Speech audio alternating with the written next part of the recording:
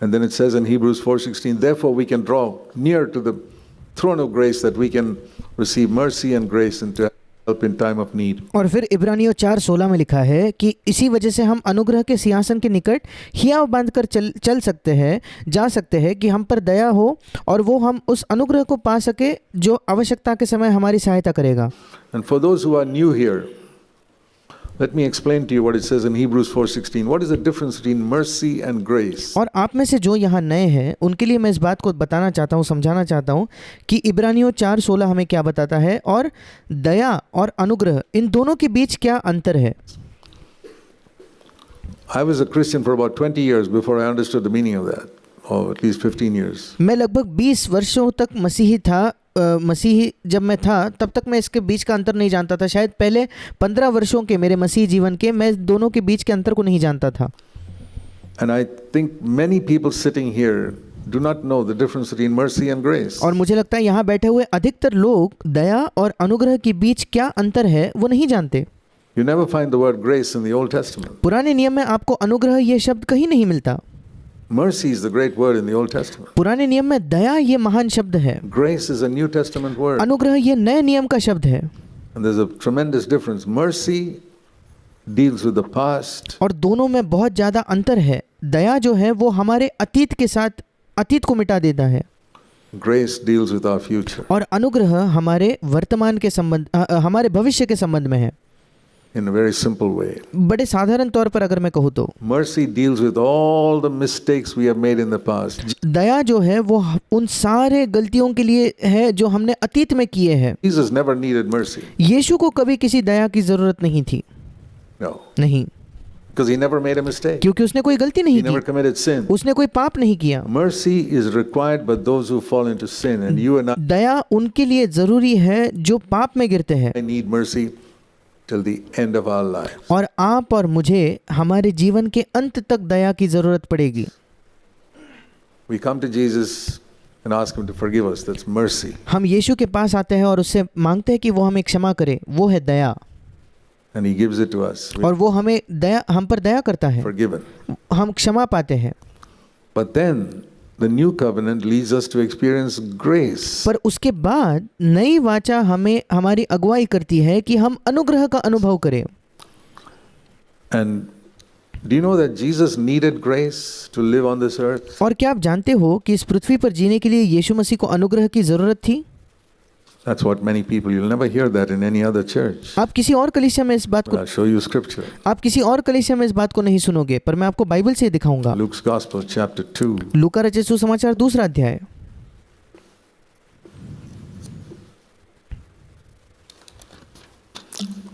Luke's Gospel chapter 2. लूका रचित सुसमाचार 2 अध्याय. Talking about Jesus in verse 40. 40 वचन में वो यीशु के बारे में लिखा है. As a little child, जब वो छोटा बालक था, he had been dedicated in the temple. उसका मंदिर में समर्पण हुआ था. In the previous verses, as a little baby. उसके पिछले वचनों में हम पढ़ते जब वो एक छोटा बालक था तो उसका मंदिर में उसको समर्पण किया गया था. And after that he came home with his mother. उसके बाद जब वो अपने माँ के साथ घर लौटा, And as a little baby, verse 40, he continued to grow. 40 वचन कहता है जब वो एक छोटा बालक था उस समय से वो बढ़ता गया. Luke 2:40. लूका उसका 2 अध्याय 40 वचन. And become strong. And he और बालक बढ़ता और बलवंत होता गया increased in wisdom. और बुद्धि से परिपूर्ण होता गया. इंग्लिश में लिखा है बुद्धि में भी वो बढ़ता गया. And the grace of God was upon him. और परमेश्वर का अनुग्रह उस पर था. Not mercy. दया नहीं. He never needed mercy. उसे कभी दया की जरूरत नहीं थी Never committed sin. क्योंकि उसने कभी पाप नहीं किया. But he needed grace. पर अनुग्रह की उसे आवश्यकता थी. The average Christian does not know that Jesus needed grace. औसत मसीही इस बात को नहीं जानता कि यीशु मसीह को अनुग्रह की जरूरत थी. They say, yeah, I need grace. वो कहते हैं हाँ मुझे दया की जरूरत है, मुझे अनुग्रह की जरूरत है. But that's because they don't understand what grace is. पर इस वजह से क्योंकि वो ये नहीं समझते कि अनुग्रह का मतलब क्या है. They say, I'm a sinner saved by grace. Yes. वो कहते हैं कि मैं एक पापी हूँ जिसका अनुग्रह के द्वारा उद्धार हुआ है. हाँ. But saved from what? पर किस बात से आपका उद्धार हुआ है या किस बात से आपको छुटकारा मिला है? Not saved from hell. नर्क से उद्धार या नर्क से छुटकारा नहीं, Saved from sin. पाप से उद्धार। Most Christians, the only salvation they know is being saved from hell. अधिकतर मसीही जो है, इकलौता उद्धार जो इन्हें मालूम है वो है नर्क से उद्धार। But grace has not come to save us from hell. पर अनुग्रह ये नहीं कि वो हमें नर्क से बचाने के लिए या नर्क से उद्धार देने के लिए आया है। God's mercy saves us from hell. परमेश्वर की दया हमें नर्क से बचाती है। God's grace is to save us from sin. परमेश्वर का अनुग्रह इसलिए दिया गया है कि वो हमें पाप से छुड़ाए, हमें पाप से उद्धार दे। And that's an everyday thing. और वो एक प्रतिदिन की चीज है। Being saved from hell is finally. नर्क से बचाया जाना, नर्क से उद्धार पाना, ये तो केवल अंत में होगा। Saved from sin is now. पर पाप से बचाया जाना, पाप से उद्धार पाना वो आज के लिए है, अब के लिए है। The grace of God was upon him. परमेश्वर का अनुग्रह उस पर था। To use an illustration, अगर मैं एक उदाहरण का इस्तेमाल करूं तो if I think of the grace of God like this roof, अगर मैं परमेश्वर के अनुग्रह के बारे में सोचूं कि वो मेरे सिर के ऊपर के इस छत के समान है over me. Any amount of rain on the outside, not one drop will fall on me. फिर बाहर कितनी भी तेज बारिश क्यों ना हो, उसमें से एक बूंद भी, बारिश की एक बूंद भी मुझ पर नहीं गिरेगी, Because I'm under this roof. क्योंकि मैं इस छत के नीचे हूँ। If I go out, अगर मैं बाहर जाऊँ तो, out of this roof, इस छत से मैं बाहर निकल जाऊँ तो rain falls on me. फिर बारिश मुझ पर गिरती है। It's an illustration. ये एक उदाहरण है। As long as I am under grace, जब तक मैं अनुग्रह के अधीन हूँ या अनुग्रह के नीचे हूँ, sin cannot make me fall. Temptation cannot make me fall. पाप मुझे गिरा नहीं सकता, प्रलोभन मुझे गिरा नहीं सकता। There can be temptation all around me. मेरे सारे तरफ, मेरे चारों ओर प्रलोभन हो सकता है, Not one drop comes on me पर उसकी एक बूंद भी मुझ पर नहीं आएगी, because I'm under the roof. क्योंकि मैं उस छत के नीचे हूँ। So when Jesus was under grace, he lived under grace all the time. और इसलिए जब यीशु मसीह अनुग्रह के नीचे था, वो निरंतर अनुग्रह के नीचे जीता था। That was why not one drop of sin could fall on him. इसी वजह से यीशु पर एक बूंद भी पाप नहीं गिर पाया। One drop. Every temptation was overcome. एक बूंद भी नहीं, प्रत्येक प्रलोभन पर उसने विजय पाया। And he's our forerunner means और वो हमारा अग्रदूत, हमारा अग्रगामी है। उसका मतलब ये है, he has shown us how to run this race. उसने हमें ये दिखाया है कि हमें इस दौड़ को कैसे दौड़ना है। Stay under grace अनुग्रह के नीचे रहो all the time, निरंतर, and you will overcome sin all the time. और आप निरंतर पाप पर विजय पाओगे। So you saw that in Luke 2:40. आपने लूक का दूसरे अध्याय के 40 वचन में से देखा। Now turn with me to Romans 6 अब मेरे साथ निकालिए रोमियो की पत्री 6 अध्याय and verse 14. The same thing is mentioned here, Romeo 6:14, वही बात यहाँ भी लिखी है, which I just mentioned to you right now. अभी अभी जो मैंने आपसे कहा।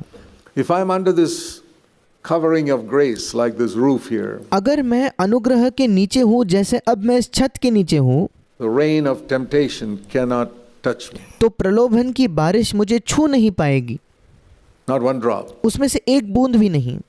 I'll be completely protected. मैं पूरी तरह, मेरा बचाव होगा, मेरी सुरक्षा It's होगी। not theory, it's actually real, and ये कोई केवल सिद्धांत या ऐसा नहीं है, ये बिल्कुल वास्तविक है I've proved it in my life. और मैंने इसे अपने जीवन में साबित किया है। And Romans 6:14 says the same thing. और रोमियो 6:14 वही बात कहती है, Sin cannot rule over you. पाप की तुम पर प्रभुता न होगी। The problem with all of us is from childhood, sin has ruled us. हम सबके साथ समस्या यही है कि हमारे बचपन से पाप ने हम पर प्रभुता की है, पाप ने हम पर अधिकार जमाया है। All things that are sinful have ruled us. सारी चीजें जो पापमय हैं, उन्होंने हम पर प्रभुता की है। From childhood we fight, tell lies, quarrel, do all types of things. बचपन से ही हम लड़ते हैं, झगड़ते हैं, झूठ कहते हैं, सारी प्रकार की इन चीजों को करते हैं। And as we grow up, we don't change. We still और जैसे हम बड़े हो जाते हैं, हम बदलते नहीं। fight and quarrel even after we get married. हम बड़े होने के बाद, हमारे विवाह के बाद भी हम लड़ते झगड़ते ही रहते हैं। Sin rules us. पाप हम पर प्रभुता करता है, पाप हम पर अधिकार करता है। But it says that, you can come to a life where sin cannot be your master. पर यहाँ लिखा है कि आप एक ऐसे जीवन में प्रवेश कर सकते हो जहाँ पाप तुम्हारा प्रभु नहीं होगा, पाप तुम्हारा स्वामी नहीं होगा। What is a master? एक स्वामी या एक प्रभु का क्या मतलब है? A master is one who tells his servant, do this. एक स्वामी वो होता है जो एक सेवक से, एक दास से कहता है ये कर, You do it. आप तुरंत वो करते हो। Don't do this. You won't do it. ये मत करो, आप नहीं करते। Master. वो है एक स्वामी। So when it says sin is a master, और जब यहाँ लिखा गया है कि पाप एक प्रभु या एक स्वामी के जैसा है, sin tells you, get angry with that person. पाप आपको बताता है कि उस व्यक्ति से गुस्सा करो, उस व्यक्ति से क्रोधित हो जाओ। You get angry. आप क्रोधित हो जाते हो। Don't forgive that person. उस व्यक्ति को क्षमा मत करो। You don't forgive that person. You're आप उस व्यक्ति को क्षमा नहीं करते। just obedient to sin. आप पाप के प्रति बिल्कुल आज्ञाकारी हो। You must be bitter against that person. उस व्यक्ति के खिलाफ आपको कड़वाहट रखनी है। You obey him. आप तुरंत उसकी आज्ञा मानते हो। Or your mother-in-law treated you very badly. Don't ever forgive her. या आपके सास ने आपके साथ बहुत ज्यादा दुर्व्यवहार किया, उसको कभी क्षमा मत करो। Treat her badly. उसके साथ तुम भी दुर्व्यवहार करो। When she comes to your home, just give her a piece of your mind. जब वो आपके घर में आए तो उसको आप जो चाहे वो सुनाना, And you obey sin. और आप तुरंत पाप की बात मानते हो। We are obeying sin all the time. हम निरंतर पाप की बात मान रहे हैं, उसकी आज्ञा मान रहे हैं। We come and sit here in the church as holy people. और हम यहाँ कलीसिया में पवित्र लोग बनकर बैठते हैं। Hypocrites. पाखंडी है, 100% hypocrites. 100% हम पाखंडी हैं। Because you are not understood grace. क्योंकि हमने अनुग्रह को नहीं समझा है। I'm not blaming you. मैं आप पर दोष नहीं लगा रहा। I say if all the children in a class fail in mathematics, the problem is not probably with the students, probably with the teacher. मैं कहता हूँ अगर किसी कक्षा में सारे के सारे विद्यार्थी गणित विषय में फेल हो जाए तो शायद समस्या बच्चों में नहीं है, वो समस्या उनके शिक्षक की है। So I've often said many of you have come from churches where your teachers were bad. और इसलिए मैंने कई बार कहा है, आप में से कई ऐसे कलीसिया में से आए हो जहां आपके शिक्षक बुरे थे। Your pastors and preachers never told you the truth. आपके पासवानों ने, आपके प्रचारकों ने कभी आपको सत्य नहीं बताया That sin need not rule over you. कि पाप को तुम पर प्रभुता अब वो नहीं करने की कोई जरूरत नहीं। All you were told was you'll be defeated by sin all your life. आपको केवल यही बताया गया था कि आप अपने जीवन भर पाप से हारे हुए ही रहोगे। And finally you keep asking God to forgive you. और आप परमेश्वर से मांगते रहना क्षमा के लिए, And the blood of Christ will cleanse you and you और मसीह का लहू आपको शुद्ध करेगा, go up, you'll finally go to heaven. और आखिरकार आप स्वर्ग में जाओगे। Well, that's not the gospel. पर ये सुसमाचार नहीं है। The gospel is sin will not rule over you. सुसमाचार ये है कि पाप तुम पर प्रभुता नहीं करने पाएगा। If, there's a big if, अगर, और ये एक बहुत बड़ा अगर है, if you're under grace. अगर तुम अनुग्रह के अधीन या अनुग्रह के नीचे हो तो। That's what it says here. यहाँ वही लिखा है, Sin will not be master over you because you're under grace. पाप की तुम पर प्रभुता न होगी क्योंकि तुम अनुग्रह के अधीन हो। I told you what grace is. मैंने आपको अभी बताया अनुग्रह क्या है। God's protection, that's परमेश्वर की सुरक्षा। all the rain can't fall on me, sin cannot overcome me. वो पूरी बारिश मुझ पर गिर नहीं सकती, पाप मुझ पर विजय नहीं पा सकता। Have you experienced this life? Are क्या आपने इस जीवन का अनुभव किया है? you experiencing it every day? क्या आप प्रतिदिन उसका अनुभव कर रहे हो? This is what I did not experience after I was born again for more than 16 years. ये वो है जिसका अनुभव मैंने नहीं किया था मेरे नए जन्म के बाद। लगभग 16 वर्षों तक मैंने इसका अनुभव नहीं किया था, Because I never heard it. क्योंकि मैंने कभी उसे सुना ही नहीं था। I had teachers who did not teach me this because they themselves did not know it. मेरे ऐसे शिक्षक थे जिन्होंने मुझे इन बातों को नहीं सिखाया क्योंकि वे खुद उन बातों को नहीं जानते थे। How can a teacher teach you some subject in mathematics if he himself does not know it? एक शिक्षक आपको गणित के कोई विषय को कैसे सिखा सकता है अगर वो स्वयं उस विषय को नहीं जानता तो? And most preachers and pastors in the world are defeated by sin. और अधिकतर प्रचारक और पासवान जो है इस संसार के, वे पाप से हारे हुए हैं। They do so many wrong things in their life. वे अपने जीवन में इतनी गलत बातें करते हैं। Number one, they love money. सबसे पहले तो वो पैसे से प्रेम करते हैं। It's one of the biggest sins to love money ये सबसे बड़ा पाप है, पैसे से प्रेम करना। as a servant of God. परमेश्वर का सेवक होकर पैसे से प्रेम करना ये बहुत बड़ा पाप है। Now, if you're trying to earn your living, it's very different. I believe you must try and get the best job you can. And अगर आप अपने जीविका कमाने की कोशिश कर रहे हो फिर वो बात अलग है। मेरा विश्वास है कि आपको सबसे बेहतरीन नौकरी पाने की कोशिश करनी चाहिए earn the best maximum salary you can, that's all very good. और जितनी ज़्यादा आप तनख्वाह कमा सकते हो उतनी ज़्यादा तनख्वाह कमानी चाहिए, ये सब बिल्कुल अच्छा है। But when you come to serve God पर जब आप परमेश्वर की सेवा करने आते हो and you're interested in making money और जब आपकी दिलचस्पी है पैसा कमाने में, and you want to go to a church that will give you a good salary as a pastor, और जब आप किसी कलीसिया में जाना चाहते हो क्योंकि एक विशिष्ट कलीसिया आपको एक अच्छी तनख्वाह देगी एक पासवान बनकर, you're an evil person. फिर आप एक दुष्ट व्यक्ति हो।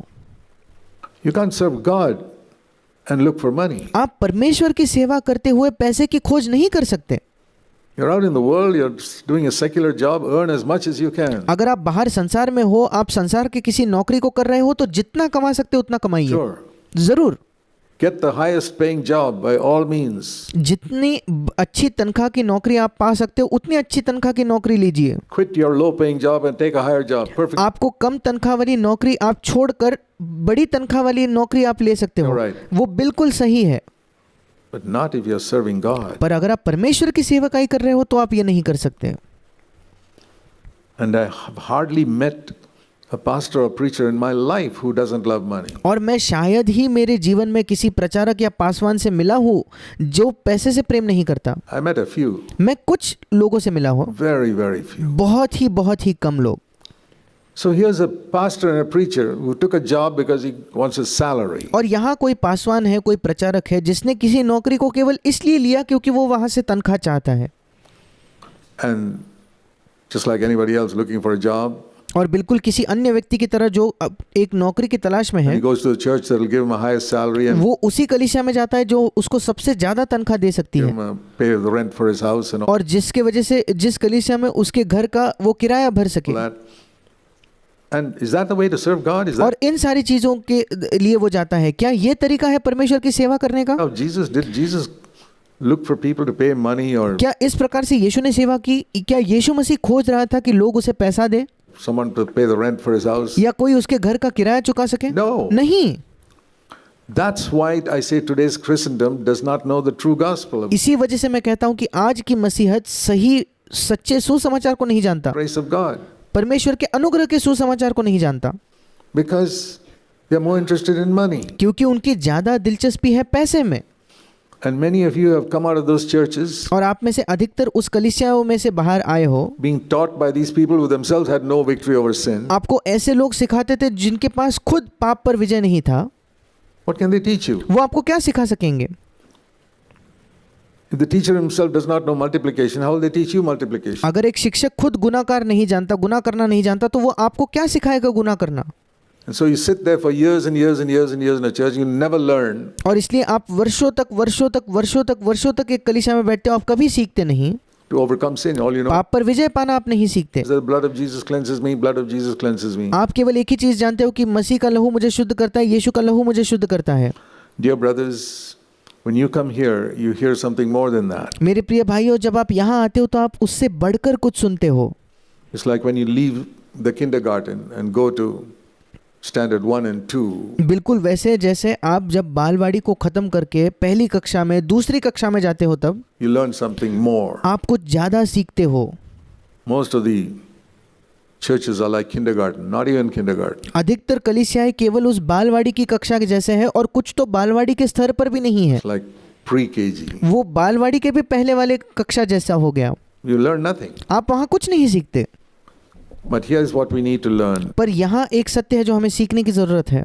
When we come under grace, जब हम अनुग्रह के नीचे, जब हम अनुग्रह के अधीन हो जाते it's हैं, an absolute law. ये बिल्कुल एक परमेश्वर का पूर्ण ऐसा नियम है।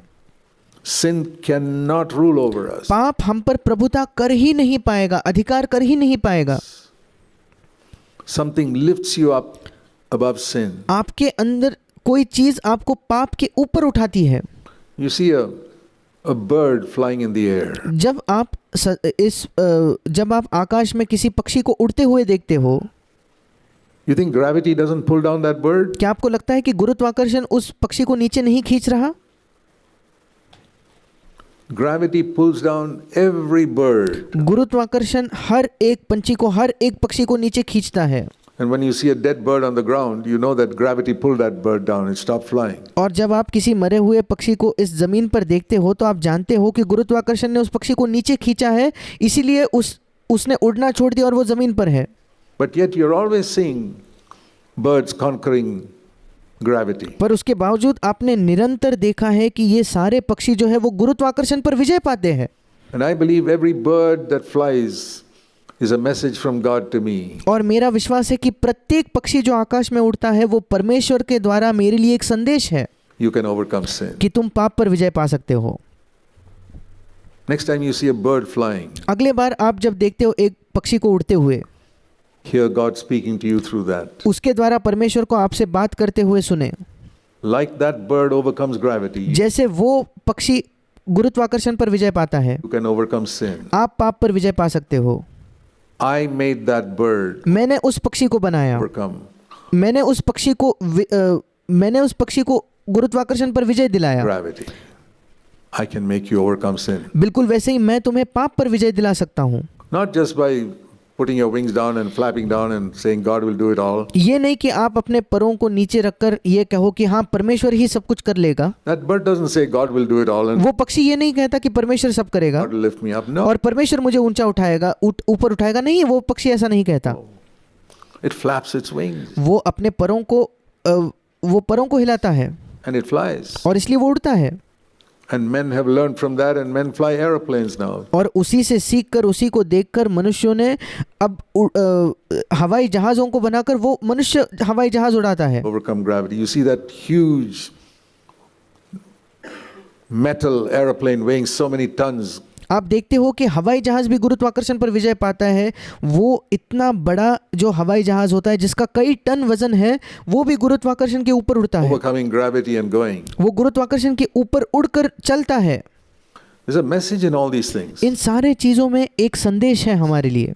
It follows a law वो एक नियम का पालन कर रहा है. that some time ago, about 100 years ago, people discovered a law by which you could make a metal object like a plane overcome gravity and go. 100 वर्षों पहले मनुष्यों ने एक ऐसे नियम को खोज निकाला जिसके द्वारा एक मेटल का, एक लोहे का बना हुआ चीज़, एक हवाई जहाज़ हवा में गुरुत्वाकर्षण पर विजय पाकर उड़ सकता है. And when men discovered that, what a difference it made. और जब मनुष्यों ने उस बात को खोज निकाला तो उससे क्या ही बड़ा अंतर हो गया उनके जीवनों में. And this is what we need to discover too. और यही हमें भी खोजने की ज़रूरत है. That grace can lift you up. कि अनुग्रह आपको ऊपर उठा सकता है. And it doesn't matter which country is making that plane. The law applies all over the world. और कोई फर्क नहीं पड़ता कि कौन सा देश उस हवाई जहाज को बना रहा है, वही नियम पूरे संसार में लागू होता है. Small plane, big plane, if you follow the law, it'll go up. छोटा हवाई जहाज हो, बड़ा हवाई जहाज हो, अगर आप उस नियम का पालन करो तो वो जरूर ऊंचा उड़ेगा. In the same way, grace, there is a law. बिल्कुल वैसे ही अनुग्रह के विषय में भी एक नियम है. That's what I want to explain to you. और वही मैं आपको समझाना चाहता हूँ. It applies to everybody. वो हर व्यक्ति पर लागू होता है. And let me read that to you in 1 Peter 5. और मैं उस नियम को आपके लिए पढ़ना चाहता हूँ. पहला पत्रस 5वां अध्याय, Verse 5, the last part. पहला पत्रस 5वां अध्याय उसका 5वां वचन, उसका अंतिम भाग. God gives grace to the humble. परमेश्वर दीनों पर या नम्र लोगों पर अनुग्रह करता है. Can you remember that one sentence, a little sentence? क्या आप इस एक वाक्य को, इस छोटे से वाक्य को याद रख सकते हो? God gives grace to the humble. परमेश्वर नम्र लोगों को अनुग्रह देता है. And I would add one more word there. और मैं उसमें एक शब्द को जोड़ना चाहूंगा. God gives grace only to the humble. परमेश्वर केवल नम्र लोगों को अनुग्रह देता है. He resists the proud. वो अभिमानियों का विरोध करता है. He resists proud people, means he's pulling people down. वो अभिमानियों का विरोध करता है, मतलब वो उन लोगों को नीचे खींचता है. He gives grace to the humble, means he's lifting them up. वो नम्र लोगों को अनुग्रह देता है, इसका मतलब वो उन्हें ऊंचा उठाता है. Think of grace as something that lifts you up against the gravity of sin. सोच कर देखिए कि अनुग्रह कोई ऐसी चीज है जो आपको पाप के गुरुत्वाकर्षण के ऊपर ऊंचा उठाती है. Just like the plane is lifted up. बिल्कुल जैसे वो हवाई जहाज ऊंचा उठाया जाता है. And pride is what pulls you right down. और घमंड वो चीज़ है जो आपको नीचे खींचती है। So the choice is up to you. और इसलिए चुनाव आपका है। And what does it say? If God gives grace to the humble, what does it say in the next verse? और वहाँ क्या लिखा है? अगर परमेश्वर नम्र लोगों को या दीन लोगों को अनुग्रह देता है तो अगला वचन क्या कहता है? Therefore, इसलिए since God gives grace to the humble, therefore, dear brother, sister, humble yourself under the mighty hand of God and He will lift you up. क्योंकि परमेश्वर नम्र लोगों को अनुग्रह देता है, इसलिए परमेश्वर के बलवंत हाथ के नीचे दीनता से रहो या नम्र हो जाओ, जिससे वो तुम्हें उचित समय पर बढ़ाए, या इंग्लिश में लिखा है उचित समय पर वो तुम्हें ऊंचा उठाए। Exalt you means what? Exalt you over what? What do you want to be exalted over? आपको वो उचित समय पर ऊंचा उठाएगा, उसका क्या मतलब है? किस चीज के ऊपर वो आपको ऊंचा उठाएगा? I'll tell you honestly, my testimony. मैं आपको ईमानदारी से मेरी गवाही बताना चाहता हूँ। I want to be exalted over only one thing. मैं केवल एक ही चीज के ऊपर ऊंचा उठाया जाना चाहता हूँ, Sin. पाप। I want to rule over sin where sin मैं पाप पर विजय पाना चाहता is हूँ, under my foot. जहाँ पाप मेरे पैरों तले है। I don't want to rule over people. I don't want to be a master over any of you. मैं लोगों पर राज नहीं करना चाहता, मैं आप में से किसी के भी ऊपर आपका स्वामी नहीं बनना चाहता। There's only one thing I want God to exalt me over, and मैं चाहता हूँ कि एक ही चीज है जिसके ऊपर परमेश्वर मुझे ऊंचा उठाए, that's sin. और वो है पाप।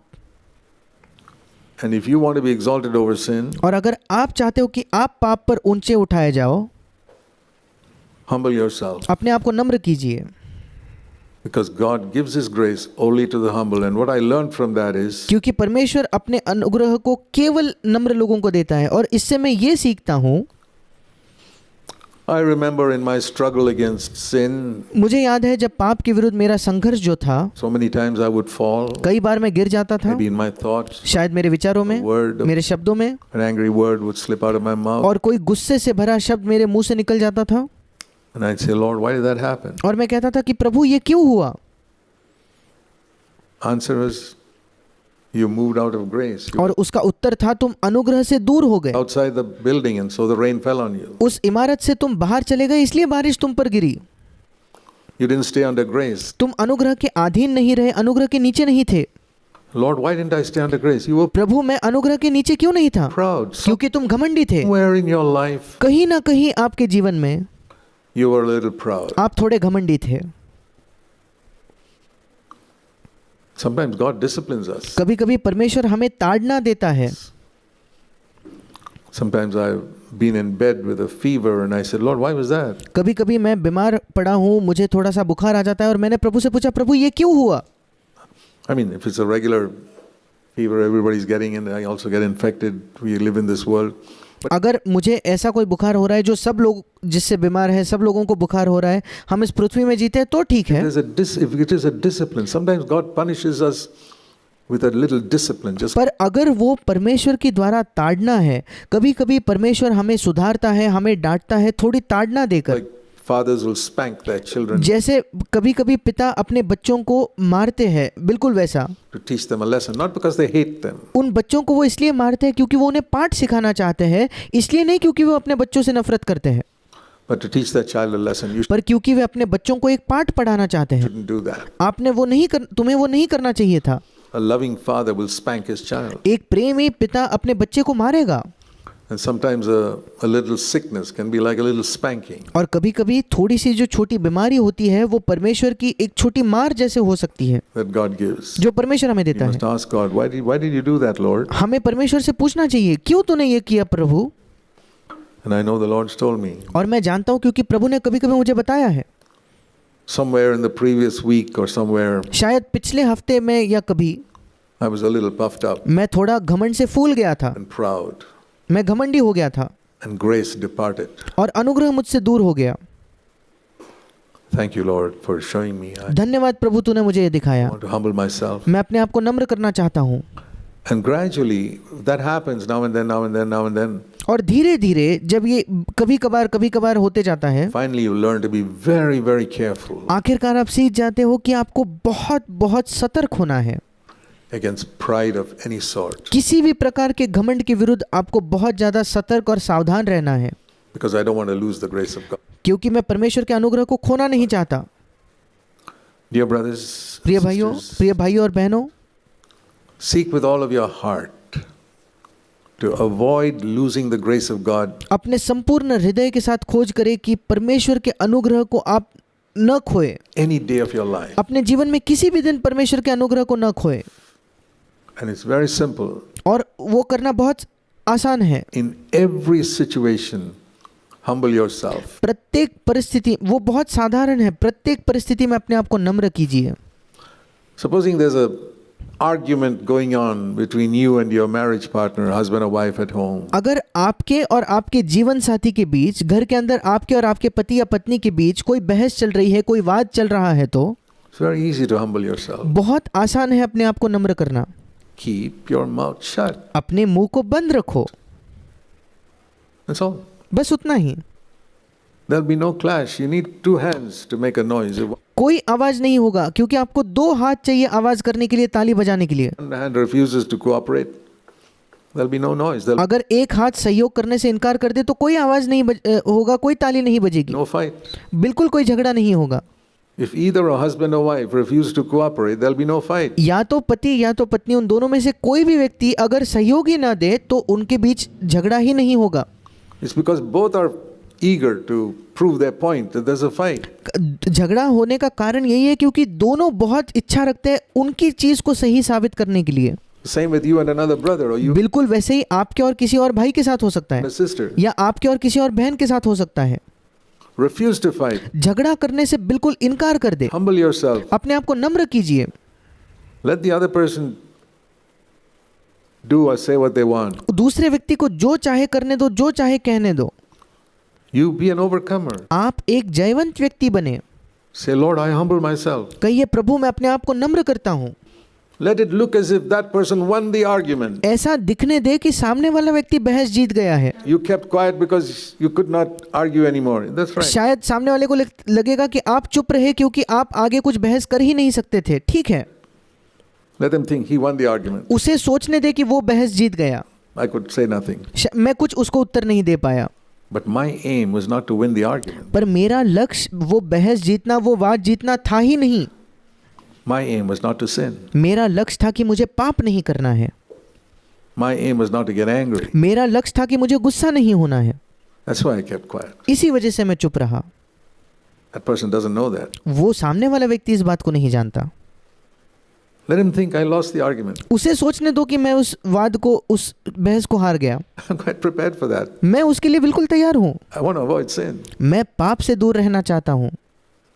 Dear brothers and sisters, I want to tell you, मेरे प्रिय भाई और बहनों, मैं आपको बताना चाहता हूँ, if you are really serious, अगर आप वाकई गंभीर हो, I believe your life can change from today. मेरा विश्वास है कि आपका आज से जीवन बदल सकता है।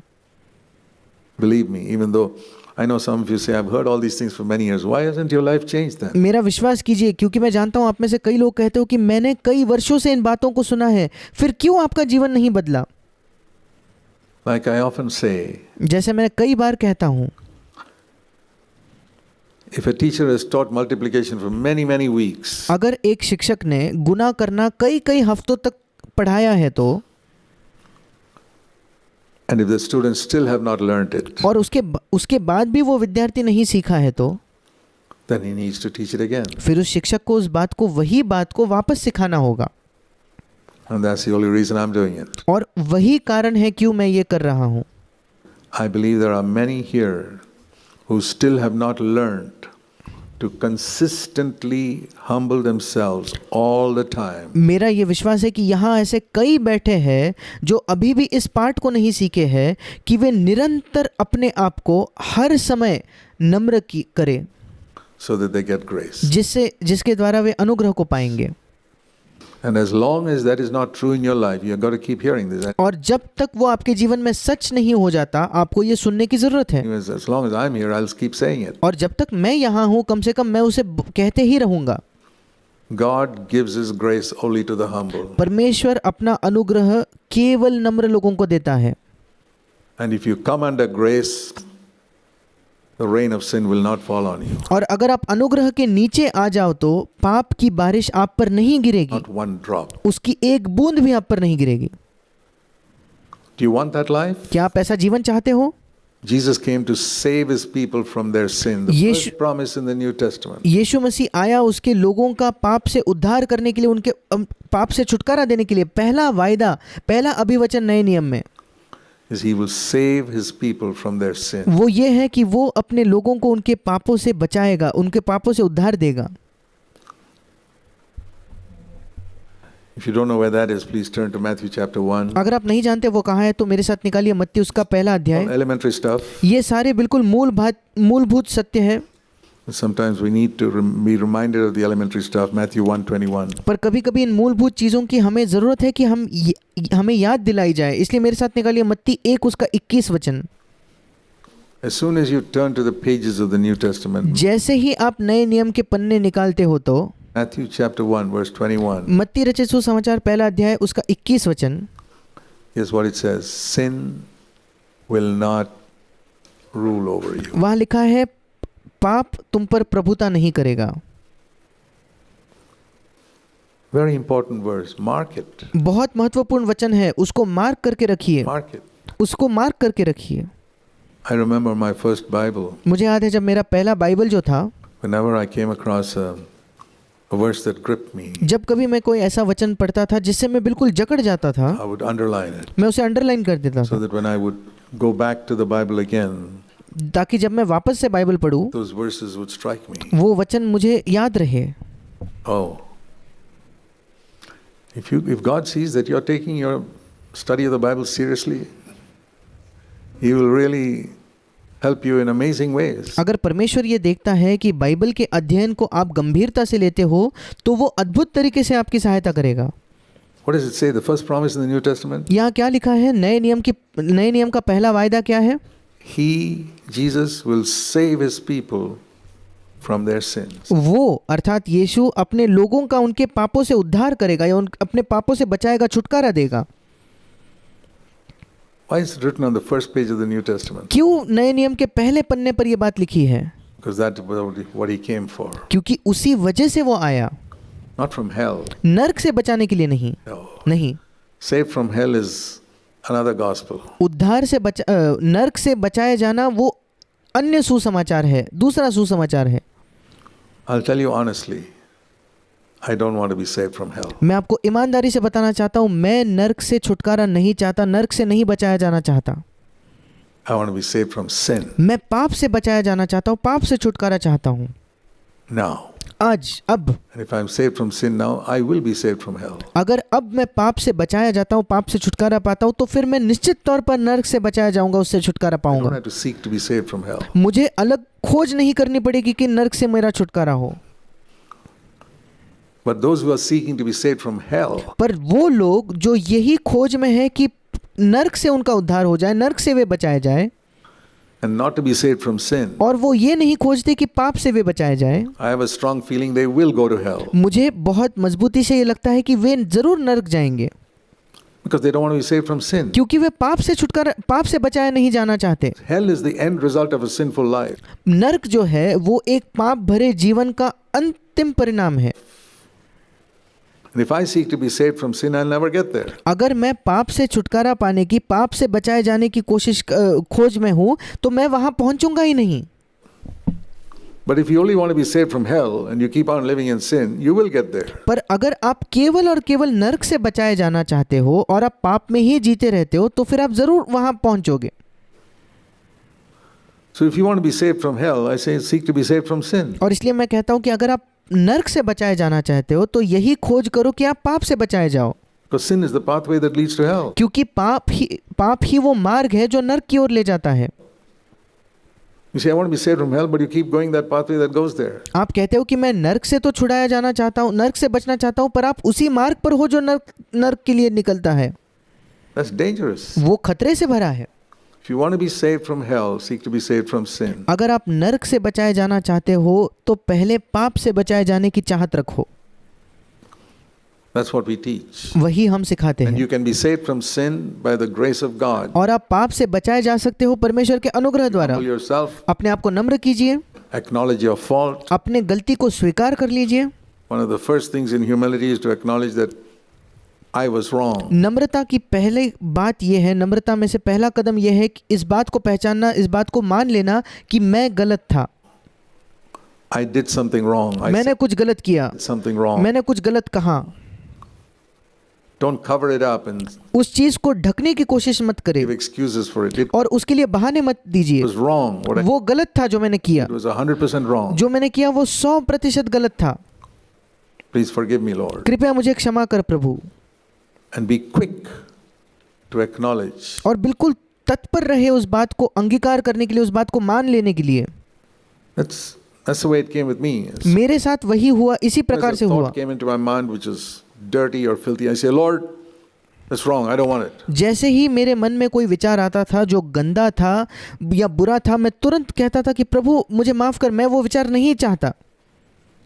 You keep doing that, and I'll tell you the amazing truth. अगर आप ऐसा ही करते रहो तो मैं आपको अद्भुत सत्य बताता हूँ, You'll get victory over dirty thoughts, which 99% of men never get. आप गंदे विचारों पर विजय पाओगे जो 99% पुरुष कभी नहीं पाते, Because they don't want to get, they क्योंकि वे उन गंदे विचारों पर विजय नहीं चाहते, don't want to be free. वे उससे छुटकारा ही नहीं चाहते। Enjoy those dirty thoughts. उनको वो गंदे विचारों में मजा आता है, आनंद मिलता है। If you enjoy a dirty thought, God will say you enjoy it. अगर किसी गंदे विचार में आप आनंद लेते हो, उससे आपको मजा आता है, तो परमेश्वर कहेगा ठीक है, आप उसी का आनंद लेते रहो, Enjoying it.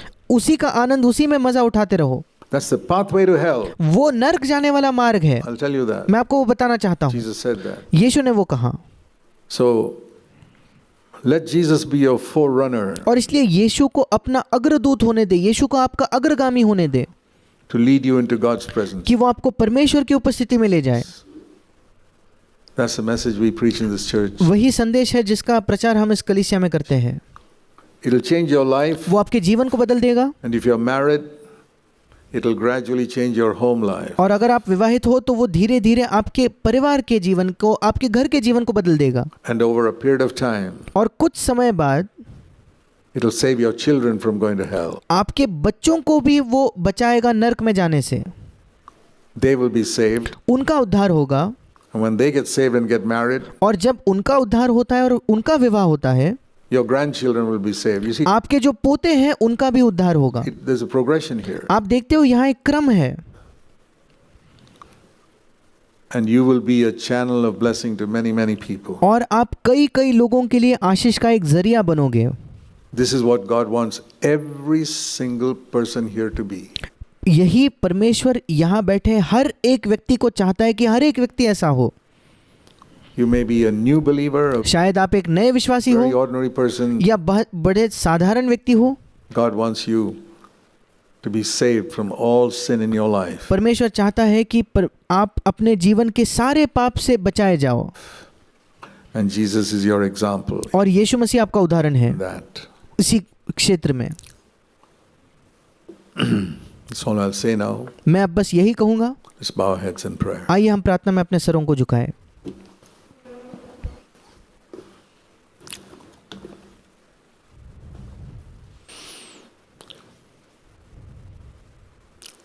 I want you all to know that God loves you personally. मैं चाहता हूं कि आप सब इस बात को जानो कि परमेश्वर आपसे व्यक्तिगत तौर पर प्रेम करता है, He's interested in you. उसकी आप में रुचि है, आप में दिलचस्पी है, And everything that you heard today is for you personally. And और जो कुछ आज आपने सुना वो व्यक्तिगत तौर पर आप ही के लिए है। God is interested in helping you और परमेश्वर की चाहत है आपकी सहायता करने में in this area. इस क्षेत्र में भी। He doesn't just give you a message and say, go do the best. No. वो केवल आपको एक संदेश देकर ये नहीं कहता जाओ अपने जितने अच्छे प्रयत्न कर सकते हो उतना अच्छा प्रयत्न करो, नहीं। His Holy Spirit will help you from this moment if you pray to Him. उसका पवित्र आत्मा आपको इसी क्षण से सहायता करेगा अगर आप प्रार्थना करो उससे। तो Lord, please help me. प्रभु कृपया मेरी सहायता कर, I want to overcome sin in my life. मैं अपने जीवन में पाप पर विजय पाना चाहता I हूँ, want a changed मैं बदलना चाहता हूँ, life and I want a changed family situation. मैं एक बदला हुआ जीवन चाहता हूँ, मैं एक बदली हुई पारिवारिक परिस्थिति चाहता हूँ, I want peace in my home. मैं चाहता हूँ कि मेरे घर में शांति हो, I want victory in my life. मैं अपने जीवन में विजय चाहता हूँ, I want to bring up my children in godly ways. मैं अपने बच्चों को ईश्वरीय तरीके से बड़ा करना चाहता हूँ। Please help me, Lord. कृपया मेरी सहायता कर प्रभु। You think he'll say no? क्या आपको लगता है प्रभु इसके लिए नहीं कहेगा? No, he नहीं, will run to help you. वो दौड़ कर आपकी सहायता करेगा। Just come to him with a cry of need in your heart and बस अपने हृदय में उसके पास एक जरूरत की एक पुकार लेकर आए, that cry always be there every day. और वो आवश्यकता की पुकार निरंतर आपके जीवन में प्रतिदिन हो। And don't condemn other people. और दूसरे लोगों पर दोष न लगाए, Leave their judgment to God. उनके न्याय को परमेश्वर पर सौंप दे। The tremendous temptation to condemn others and pass judgment on others. Forget it. बहुत बड़ी लालसा होती है हम सबके अंदर कि दूसरों पर हम दोष लगाएं, दूसरों का हम न्याय करें। भूल जाइए वो सब। God can do his business of judgment without your help. परमेश्वर अपने न्याय करने का काम आपकी सहायता के बिना बखूबी कर सकता है। Did you hear that? क्या आपने वो सुना? God can judge people without your help. परमेश्वर आपकी सहायता के बिना भी लोगों का न्याय सही से कर सकता है। So don't try to help God in judging other people. He और इसलिए परमेश्वर की सहायता मत कीजिए दूसरों का न्याय करने में। can do it without your help. वो बिना आपकी सहायता के भी वो उस काम को कर सकता है। Maybe you've been trying to help God judging others. शायद आप परमेश्वर की सहायता करने की कोशिश कर रहे हो दूसरों का न्याय करने से। You're not a judge. आप एक न्यायाधीश नहीं हो, You're a witness. आप एक गवाह हो। And a witness doesn't pass judgment in the court. और एक गवाह किसी भी न्यायालय में, किसी भी कोर्ट में न्याय नहीं देता, वो कोई फैसला नहीं सुनाता। Say, Lord, forgive me for judging people around me. और कहिए, प्रभु मुझे क्षमा कर कि मेरे आसपास के लोगों का मैंने न्याय किया। That's not my business. It's वो मेरा काम नहीं है, your business. वो आपका काम है प्रभु। And I've messed up so much of my life by judging others. और मैंने अपने जीवन में बहुत कुछ बिगाड़ दिया है केवल दूसरों का न्याय करके। I don't want to judge my wife. I don't want to judge my husband. मैं अपने पत्नी का न्याय नहीं करना चाहता, मैं अपने पति का न्याय नहीं करना चाहता। I don't want to judge my neighbors or anybody else. मैं अपने पड़ोसियों का न्याय नहीं करना चाहता, किसी और व्यक्ति का न्याय नहीं करना चाहता। I want to judge myself. मैं अपने आप का न्याय करना चाहता हूँ। I want to live under the grace of God and live मैं परमेश्वर के अनुग्रह के नीचे, परमेश्वर के अनुग्रह के अधीन जीना चाहता हूँ, transformed life from और एक रूपांतरित जीवन जीना चाहता हूँ आज से। Heavenly Father, I believe there are some at least here who are sincerely praying that prayer right now. स्वर्गीय पिता, मैं विश्वास करता हूँ कि यहाँ कम से कम कुछ लोग हैं जो बिल्कुल ईमानदारी से इस प्रार्थना को अब कर रहे हैं। And Lord, even if they've been defeated right until today, और प्रभु, यद्यपि वो आज तक, अब इस समय तक भी हारे हुए जीवन में है, फिर भी I pray you'll do a miracle मैं प्रार्थना करता हूँ कि तू उनके जीवन में एक चमत्कार कर, and help them to come into this life of victory और उनकी सहायता कर कि वो इस विजय के जीवन में आए that you want every one of us to have. जो तू चाहता है कि हम में से प्रत्येक के पास हो। The life of peace एक शांति का जीवन in our home हमारे घरों में and in our lives. और हमारे जीवन में। Hear us, Lord, and हमारी प्रार्थना सुन प्रभु, do for us more than we can ask or think. और हमारे लिए वो कर हमारे मांगने से और हमारे विचार करने से भी बढ़कर। Thank you, you'll do it. धन्यवाद प्रभु, तू ये करेगा। For everyone here. हम में से प्रत्येक के लिए जो यहाँ है उसके लिए तू ये करेगा। In Jesus' name we pray. यीशु के नाम से हम मांगते हैं, Amen. आमीन।